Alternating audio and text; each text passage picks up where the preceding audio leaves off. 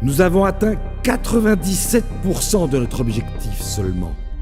Alors, merci d'envoyer vos chèques à l'ordre de ASNA s'ils sont datés au plus tard du 31 décembre.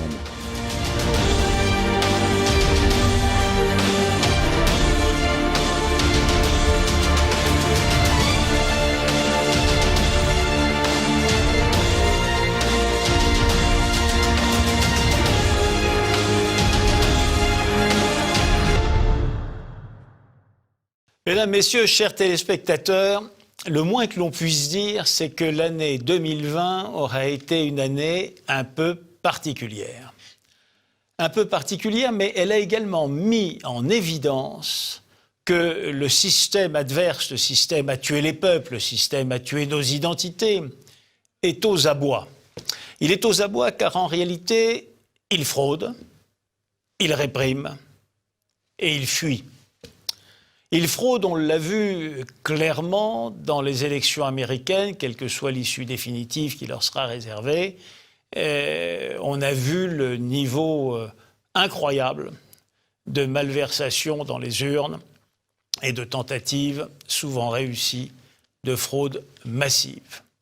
Mais il fraude dans un autre domaine que nous vivons, qui est le domaine sanitaire, et qui n'a été frappé par cette incroyable coïncidence entre l'attaque en règle contre un médicament historiquement connu, l'hydroxychloroquine, devenu soudainement dangereuse, et un médicament moins connu, mais connu pour sa dangerosité effective, notamment rénale, parfaitement inefficace, comme l'ensemble des études l'ont révélé, mais parfaitement promu par l'ensemble du système au même moment où l'autre était abattu. Qui ne voit donc que dans différents domaines, l'on assiste à des fraudes majeures, ce qui est une indication sensible de la difficulté que le système a à contrôler et à continuer son œuvre maléfique. En réalité, pour poursuivre cette œuvre, que fait-il? Il réprime de plus en plus. Il réprime par ses options moyenâgeuses de confinement, de privation de liberté, de circuler, de libertés élémentaires, mais également plus insidieusement, mais de manière également constante, en réprimant la liberté d'expression. Il la réprime directement, il la réprime en interdisant, en bloquant, en éliminant, mais il la réprime aussi par le vocabulaire. Regardez. Toute assertion, toute proposition, toute analyse qui ne convient pas est qualifiée aujourd'hui de ce nouveau mot de complotiste. Mais qu'est-ce que ça veut dire? Quand on favorise un médicament pour le faire valoir et enrichir ses actionnaires par une commande d'1 milliard d'euros par l'Union européenne, par exemple, quand on fait cela, c'est tout de même délibéré, c'est intentionnel, c'est organisé, c'est pas un hasard. Alors, on peut mettre dessus le mot qu'on veut, mais le mot que le dictionnaire définit volontiers, c'est le mot de complot. Et le dénoncer, c'est donc être complotiste. Alors, tous les hommes de bon sens sont complotistes. Et cependant, le mot est désigné par l'adversaire comme étant l'horreur de l'abomination visant à éliminer par la disqualification tout aussi bien que l'on qualifie quelqu'un qui a une opinion qui ne plaît pas de fasciste, on le qualifie de complotiste afin de le mettre sur la touche. Il réprime et il fuit. Le système fuit. Le système fuit sur le plan des réalités économiques, financières et monétaires. L'émission constante, tant aux États-Unis qu'en Europe, de fonds incommensurables, appelé quantitative easing, c'est un joli mot. En réalité, c'est comme un chèque sans provision, c'est une émission de monnaie sans contrepartie. C'est donc une fuite organisée dont chacun sent et pressent que la fin sera ce qu'ils osent appeler le grand reset, la grande réinitialisation. Ça veut dire en réalité nous faire les poches. Il fuit dans des domaines aussi centraux que la résolution des questions écologiques. L'écologie est devenue une mode, est devenue une proposition incantatoire.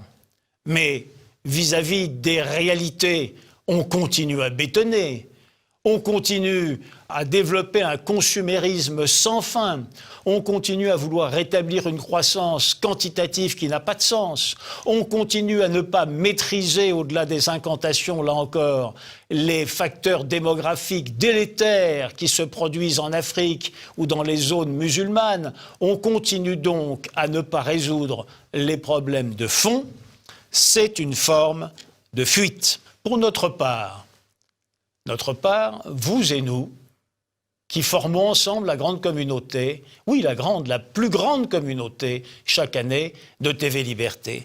Pour notre part, nous avons en 2020 accompli de grands pas et à ce sujet, je voudrais saluer nos collaborateurs qui, dans une équipe soudée, a su faire face et vous servir des émissions de qualité, quelles que soient les conditions sanitaires et judiciaires. Je voudrais également vous saluer, vous, téléspectateurs, de plus en plus nombreux, puisque pour certaines émissions, c'est 3 fois, 4 fois, 5 fois l'audience que nous avions auparavant. Oui, c'est l'époque des vœux. C'est l'époque des vœux et c'est avec une grande joie, un grand plaisir que je vous les présente, mais sous une forme peut-être, vu les circonstances, un tout petit peu différente. Oui, il est vrai que les dangers croissent. Oui, je pense qu'il est vrai que nous pouvons les terrasser, nous autres, Européens, nous autres, Français. Oui, nous avons besoin de plusieurs choses. Nous avons ce besoin d'une grande santé, comme le disait l'immense philosophe Friedrich Nietzsche. Nous avons besoin dans cette faculté de grande santé d'hommes et de femmes debout pour faire face. Nous avons besoin aussi de recréer les conditions qui ont fait qu'à toutes les époques sont nés dans les contrées européennes, depuis la Grèce ancienne et les Indo-Européens jusqu'à nos jours, des hommes et des femmes d'exception, des élites magnifiques, des gens qui ont marqué l'histoire et aucun peuple, aucun continent, aucune époque, nulle part, n'aura produit des hommes et des femmes d'exception comme nous. C'est une fierté, c'est la fierté de la civilisation européenne. Oui, je crois dans la civilisation européenne. Et oui, je souhaite à chacun et à chacune des Français et des Européens qui nous écoutent une excellente année 2021 pour tout ce que nous avons à entreprendre, pour nos proches, pour nos enfants, pour notre héritage, une excellente année 2021.